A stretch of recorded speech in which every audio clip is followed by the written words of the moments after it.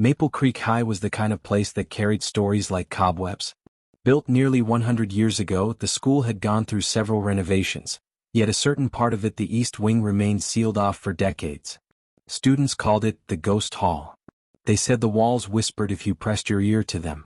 They said if you stayed too long after dark, you could hear footsteps behind you, light ones like those of a child. Some claimed to have seen a pale figure walking the empty halls at night. No one could say if it was real or just imagination, but the rumors never died. That Friday evening, 5 seniors found themselves standing in front of the building, hearts pounding with a cocktail of fear and adrenaline. "Last chance to back out," Maya said, flashing her flashlight with a grin. Maya Rodriguez was bold, always the leader. She thrived on adrenaline, the type who once climbed the school gym roof during a pep rally just to prove a point. Josh Daniels, her opposite, scoffed. "Ghosts aren't real. But I'll humor you all." He was a skeptic. Always logical. He called himself a man of science, and wore that badge proudly, until that night tested everything he believed. Lena Obasai, quiet and artistic, looked around nervously. She had dreams, vivid ones, about the East Wing even though she'd never been inside. It was almost as if the place called to her. Tariq Balagan was their tech guy. Always carrying gear. Cameras, EVP recorders, thermal sensors. Anything he thought would help him finally get the paranormal footage his YouTube channel desperately needed. And then there was Chloe Sinclair. She didn't want to be there at all. "Guys, can we not?" she said, pulling her coat tighter. "This is breaking and entering." Tariq chuckled, holding up a keycard. "The janitor leaves his card in the vending machine every Friday. He doesn't know I know. Technically it's borrowing." "Still illegal," Chloe mumbled. But she followed them anyway. 7:38 p.m. The sun dipped behind the tall pines surrounding the school, and a sudden wind blew dry leaves around their feet as they pushed open the back entrance. The interior was dark and still. The smell of antiseptic and chalk lingered like a ghost of the past. Their footsteps echoed in the empty corridors. Tariq clicked on his thermal cam. Baseline temp, 22 degrees Celsius. "Let's go ghost hunting." They moved in a tight group past familiar classrooms, each doorway like a black hole. Every squeak, every flicker of light made them jump. "Hey," Josh said, shining his light at a faded poster on the wall. It read, "Silence is safety, 1979 lockdown drill poster." "Weird," Lena whispered. "They haven't used those in decades." The deeper they went, the colder it got. At the far end of the main hallway, they stopped at a steel door. On it was faded red tape and a rusted placard that read, "East Science Wing, closed indefinitely." "Looks like the stories were right," Maya said, running her fingers over the sealed edge. "This is it." She pulled a crowbar from her backpack. Josh's eyes widened. "You brought tools?" "I came prepared," she said with a smirk. With a grunt and a click, the door groaned open. Inside the forbidden wing, dust danced in the light from their flashlights. Old posters flaked off the walls. Broken desks were scattered like skeletons of forgotten knowledge. A shattered lab table lay tilted against the far wall. Chloe stayed close to Lena. "I don't like this. I really don't like this." Tariq was already filming. "Welcome to Ghost Files, Maple Creek Edition," he whispered into his mic. Josh rolled his eyes but stayed close. "We'll be out in 30 minutes tops. Just let them freak out for fun." But Lena suddenly stopped, her flashlight shaking in her hand. "Did you hear that?" she whispered. Everyone paused. Silence. Then, a faint sound. Not a whisper, more like a humming, soft and sad, coming from the lockers ahead. "I know that song," Lena whispered. "I heard it in my dream last night." Josh scoffed. "Coincidence." They inched forward. One locker at the end was slightly open, its hinges creaking gently. As Maya reached for it, bang! The locker next to it slammed shut on its own. Everyone screamed. Josh dropped his flashlight. "What the hell?" The humming stopped. Suddenly the air felt heavy. That's like it was pressing against their lungs. Tariq's camera flickered. "I'm losing signal. This shouldn't be happening indoors." They all turned to leave, but the steel door they came through had shut tight. "No. No, no, no," Chloe said, rattling the handle. "It won't open." "Locked?" Maya asked. "Jammed," Tariq said grimly. "From the outside." "Great," Josh muttered. "Now we're locked in a haunted science wing. Real smart guys." Then Lena screamed. They turned to see her pointing at the wall, where the dust had cleared just enough to reveal what looked like scratch marks. Words etched violently into the paint. Red. She never left. The air in the East Wing was unlike anything they'd felt before, thick, stale, heavy. It wasn't just dust. It was something old and watchful. Tarek slowly lowered his camera. This isn't normal electromagnetic interference. Something's jamming everything. Shut up about the equipment, Chloe snapped, her voice shaking. Did anyone else see those words scratched into the wall? She never left, Lena repeated in a whisper, staring back at the wall as if it might change. Who's she? The girl who vanished, Maya muttered. They say it happened right here. Years ago. Josh scoffed. Urban legend. Someone probably scratched that as a prank. But even he couldn't hide his unease. Maya gestured forward. We didn't come this far to turn back. Let's check the lab at the end. That's where the disappearance supposedly happened. They moved cautiously, their flashlight beams wobbling across broken desks, torn paper, and graffiti-covered walls. Creak. A locker door ahead opened by itself. Everyone froze. Josh shined his light inside. Nothing. Just dust and a single yellowed photograph taped to the back of the locker. It showed a girl with short curly hair and wide, haunting eyes, standing in a school uniform in front of this very building. On the back was a faded name. Marisol. That's her, Maya whispered. The girl who vanished in 1987. They said she stayed late for detention and just never went home. She was last seen in the science lab, Tarek added. Her body was never found. They reached the lab door. Unlike the others, this one was intact. The nameplate was half-hanging, Lab 13. As Maya pushed it open, a freezing gust of air blew out. Inside was a graveyard of decay, tipped-over lab stations, shattered microscopes, melted candles on the floor, and strange symbols carved into the linoleum. The windows were boarded shut, and a large chalkboard still held a faded message. Mind the energy. She is trapped here. Chloe shook her head. This place is wrong. I can feel it. Lena wandered toward the far side of the room where old files lay scattered. One binder read, Electromagnetic Experimentation, Student Research Project. Look at this, she said, flipping through it. There were experiments being run after hours, without the school board's approval. Strange energy readings. Student volunteers. One name is repeated. Marisol V. What if she didn't just disappear? Lena whispered. What if she was used? Josh grabbed the file. You guys are spinning conspiracies out of cobwebs. But then the lights blinked. What? Twice. Total darkness. Maya's flashlight flickered and died. So did Tarek's. Stay calm, Josh said, fumbling for his phone. Then the humming returned. Soft, childlike, echoing around them. Who's humming? Chloe whispered, trembling.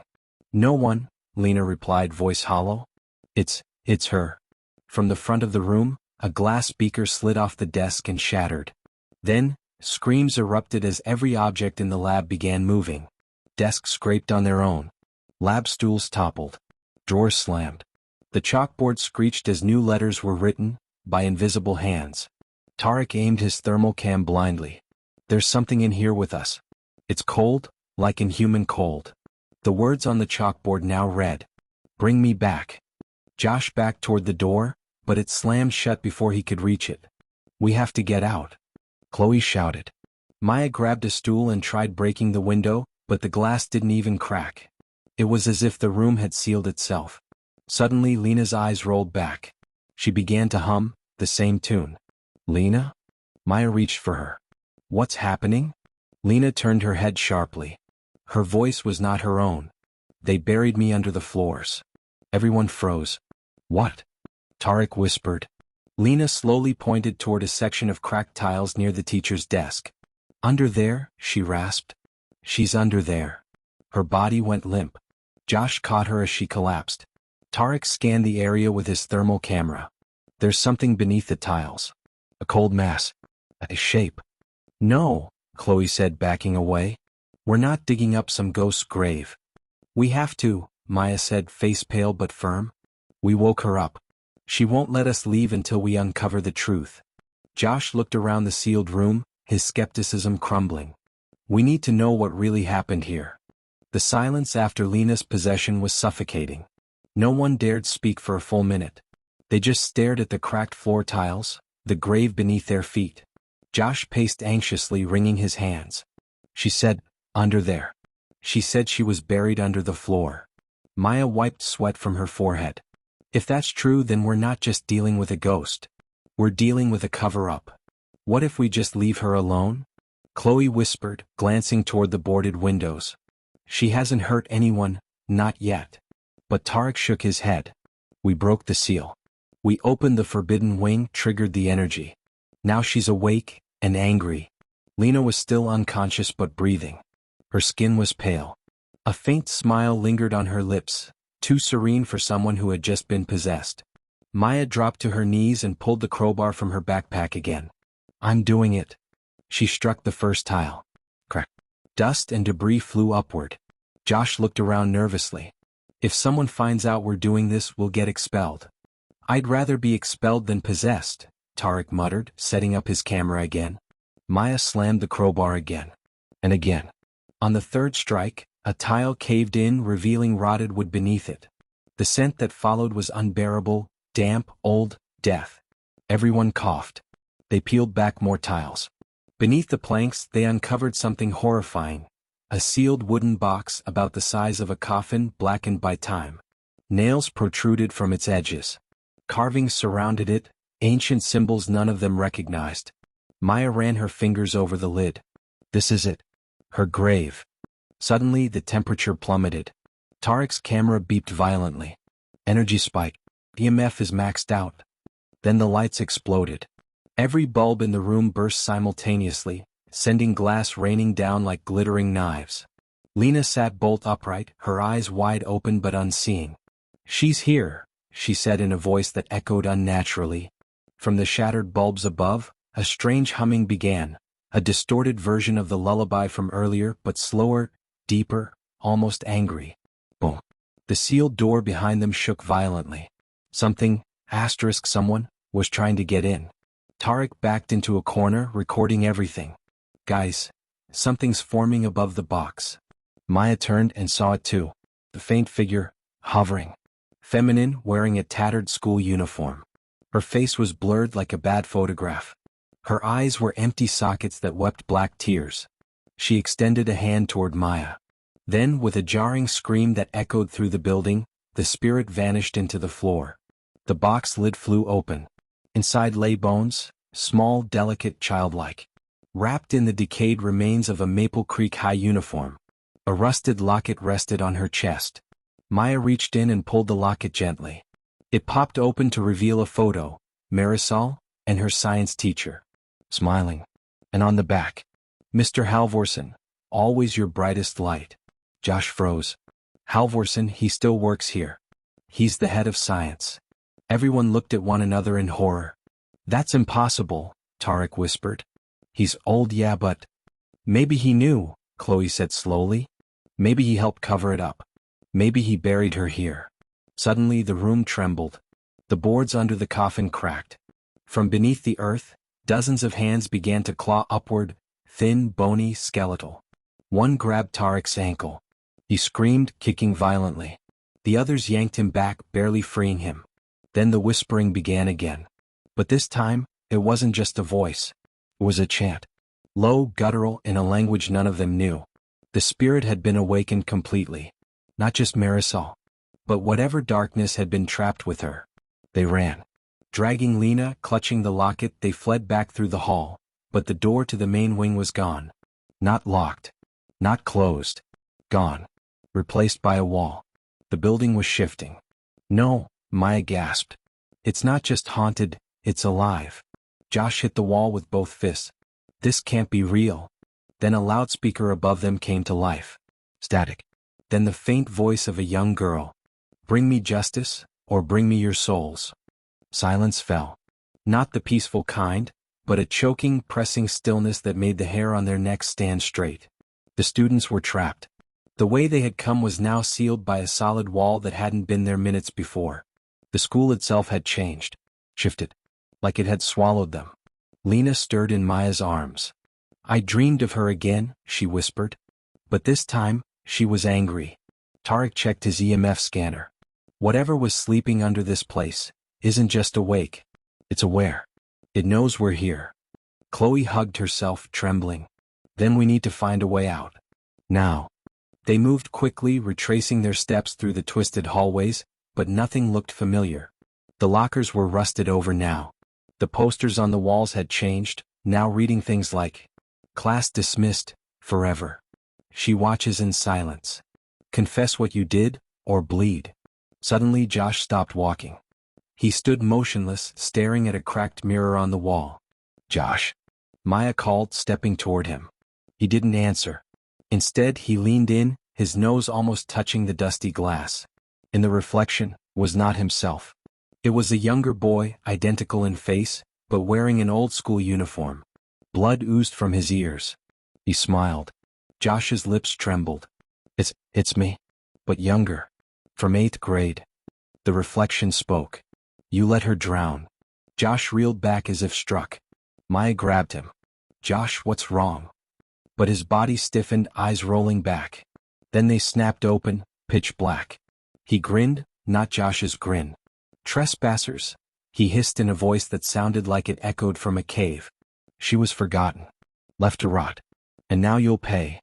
His body surged forward and shoved Maya back. She hit the floor hard, gasping. "Josh!" Tarek shouted, rushing forward. "What's wrong with you?" But Josh wasn't Josh anymore.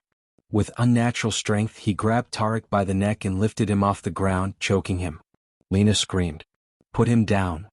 Chloe cried, slamming her flashlight into Josh's arm. It worked barely. Josh staggered backward, hissing as Tarek fell to the floor, gasping for breath. "I am the vessel," Josh said, eyes blacker than night. "The first of many." And then, just like that, he collapsed. Maya crawled over to him. Josh, wake up." He blinked. His eyes were normal again. Confused. Shaking. What happened?" he rasped. "You were possessed," Chloe whispered. "By her."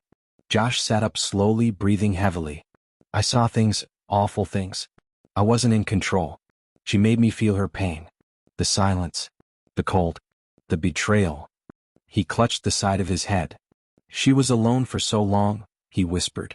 "Buried. Forgotten. Everyone responsible for her death just moved on." Lena sat on the floor, staring at the locket Maya had taken from Marisol's coffin. "Then she doesn't want just revenge," Lena murmured. "She wants to be heard. She wants justice." "Yeah," Tarek croaked, rubbing his neck. "She almost snapped mine like a breadstick. That's not justice. That's murder." "She's not just a ghost anymore," Maya said grimly. "She's something worse. She's fused with this place. The school feeds her rage." Chloe looked around the flickering hallway. "Then what do we do?" Lena looked up. "We give her what she wants, the truth." They all looked at her. "She needs to be remembered. Heard. We find out what happened. Who covered it up. Then maybe, just maybe, she'll let us go." Josh groaned. "And if she doesn't?" Tarek loaded his last memory card into his camera. "Then we become part of the school's next urban legend."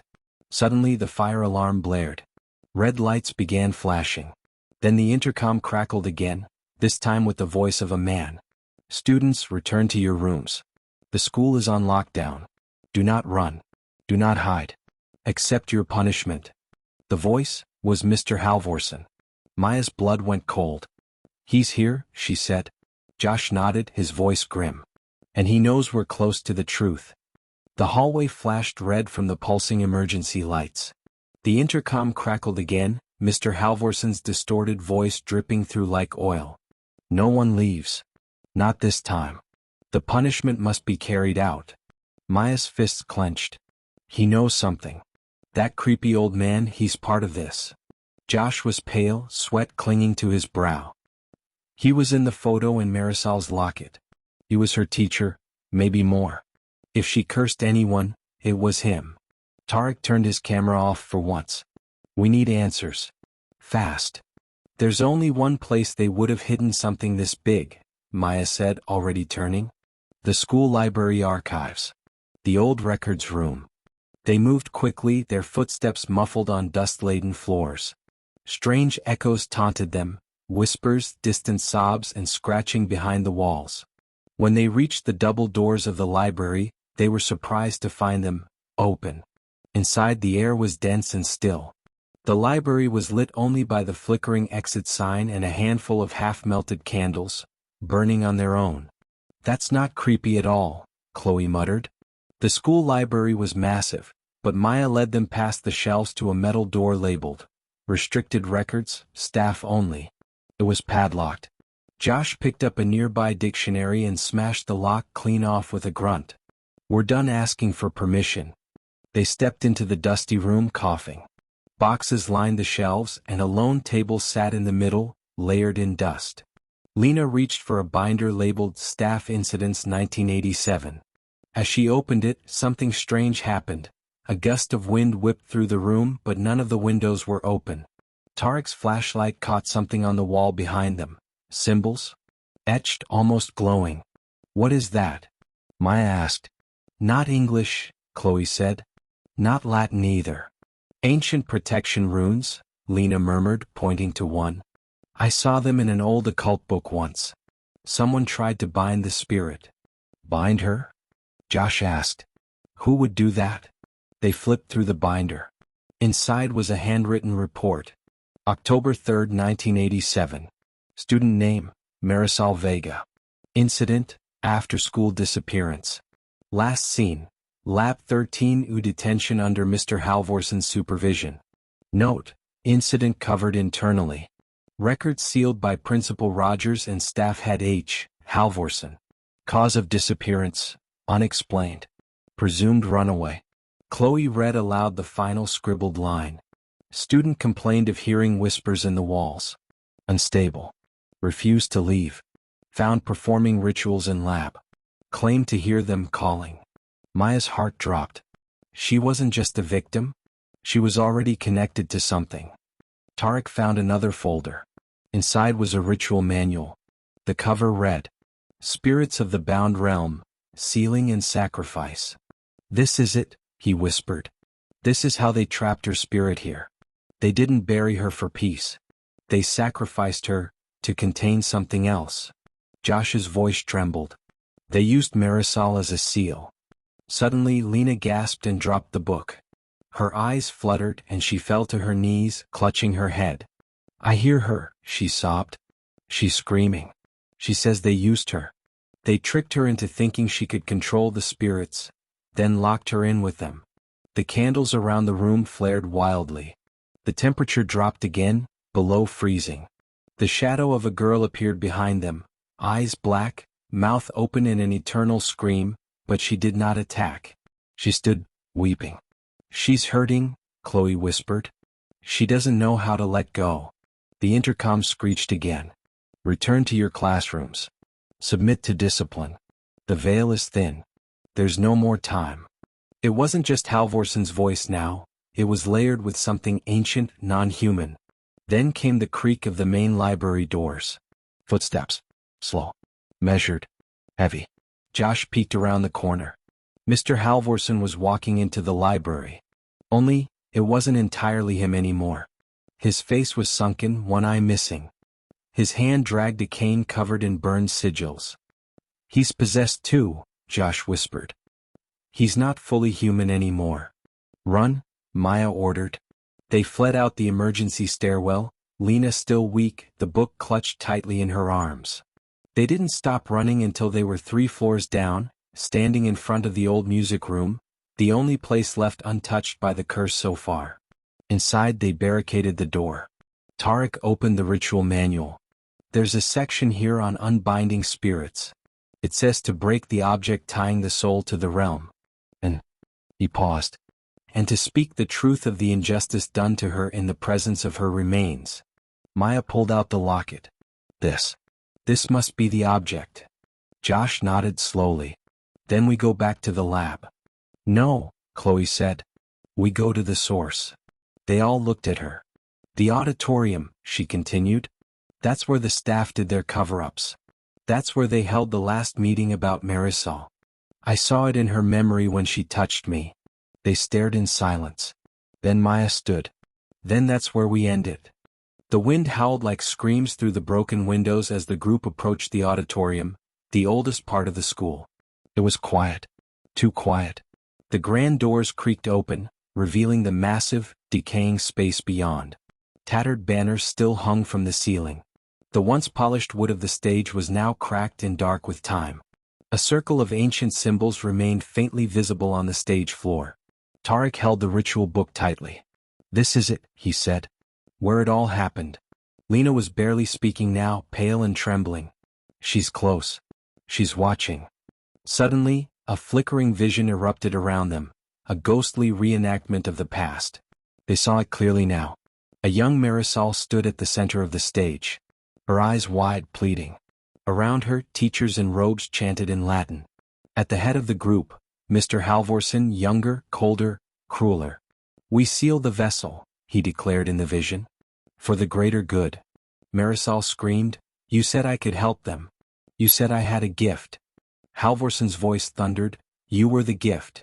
And with a blinding light, the vision vanished, leaving only silence, and Marisol's spirit, now fully visible, hovering center stage. She was no longer just a shadow. She was a girl trapped in agony, her face twisted by betrayal, her form pulsing between light and shadow. She opened her mouth and screamed, a sound so painful, so inhuman, it shook the floorboards and shattered glass. The locket in Maya's hand burst open, revealing a lock of Marisol's real hair. It floated in the air, glowing blue. Tarek stepped forward, opening the book. "We have to tell her the truth. Together." They formed a circle on the stage around the glowing symbols. Maya held the locket above the center, her voice strong. "Marisol Vega, you were wronged. They used you. They feared your power. But we see you now. We know the truth." Josh followed. "You were not the monster. They were." Chloe, trembling, added, "We remember your name. We carry your pain. Let your soul be free." The room filled with wind and light. Marisol's body lifted into the air, her form unraveling like paper in fire. But then, a shadow broke from her. It wasn't just her spirit trapped. It was something darker, older, a malevolent force that had been bound to her, using her pain as a prison. Now it was free. "No, no," Tarek cried, flipping through the book. It says we have to choose. We either banish the spirit or we contain the entity again." Lena collapsed, clutching her head. "It's inside the school now. It knows all of us. We can't run." Josh turned to Maya. "Then we finish what they started. But the right way." The shadow entity lunged at them, a shifting mass of eyes and shrieks. But Maya held up the locket, chanting the final passage in the book. "In the name of truth, light, and the unchained soul, we seal you not in a girl, but in the memory of your cruelty." The stage erupted with light. The shadow was pulled, screaming, into the glowing cracks in the stage floor. The room quaked. Everything flashed, and then, silence. Marisol's ghost appeared once more. This time calm. Peaceful. "Thank you," she whispered, her voice soft as wind. "You broke the chain." She faded, a smile lingering. The emergency lights blinked out. The room returned to normal. The group collapsed in silence. They had survived. 1 hour later, the police arrived. The sun was rising. The school was cordoned off. Investigators puzzled over the collapsed floor in the auditorium and the scattered symbols. No one could explain it. But Maya, Josh, Tarek, Chloe, and Lena, they remembered everything. And deep down, they knew something had changed. A week had passed since the horrifying events in the auditorium. The school was temporarily closed, labeled unsafe due to structural damage. But those who had been there, Maya, Josh, Tarek, Chloe, and Lena, knew the truth went far beyond walls and bricks. They'd survived something unnatural. Something cursed. They hadn't told anyone everything. Who would believe them? They returned to school only to pick up their belongings, escorted by cautious teachers and guarded workers. As they walked through the silent halls, memories of that night crawled up their spines like cold fingers. Lena glanced at the broken glass trophy case, whispering, "It still feels like she's watching." Maya nodded slowly. "She is, but I don't think she's angry anymore." Josh looked around the hallway. "Still, there's something off. Like it's not really over." Tarek tightened his grip on the worn ritual book, now bound shut with string. "There's a reason they tried to bind that spirit in the first place. What if we just change the rules. Chloe stopped suddenly, her eyes locked on room 13, the old art room. The door was ajar. Drawn by some unseen pull, they all stepped inside together. On the wall, drawn in chalk, were childlike symbols, swirling spirals, handprints, and in the center of the blackboard the words, "Thank you. But he still lives." Beneath it, a handprint, bleeding black ink, was slowly fading. Tarek turned pale. That wasn't Marisol? A deep, echoing thump came from inside the supply closet at the back of the room. Josh stepped forward. Don't open it." But Chloe, almost in a trance, reached out and touched the door. The moment her fingers brushed the wood, a chilling whisper filled the room. One was freed. One still remains. The light bulbs burst overhead. The door flung open, nothing inside but an empty, child-sized desk charred at the legs. They all backed away slowly. Maya exhaled. The school wasn't just haunted by Marisol. There were others. Maybe even older. Maybe worse. The book in Tarek's hand shuddered, as if something inside it wanted out. He swallowed. "We need to leave. Now." As they exited the building, the wind blew fiercely behind them. For a split second, Maya glanced back, and saw her. Marisol, standing at the window of the auditorium, face calm, eyes glowing faintly blue. She raised her hand, not in warning this time but in a wave goodbye. Then, she vanished. Sunrise epilogue. The school was eventually torn down. A new building was planned, but the construction never started. Too many accidents. Too many workers quit without explanation. And local kids said they heard voices in the rubble. The land was left empty. And on some nights, you can still hear the faint echo of chalk scratching across a board. "Remember me."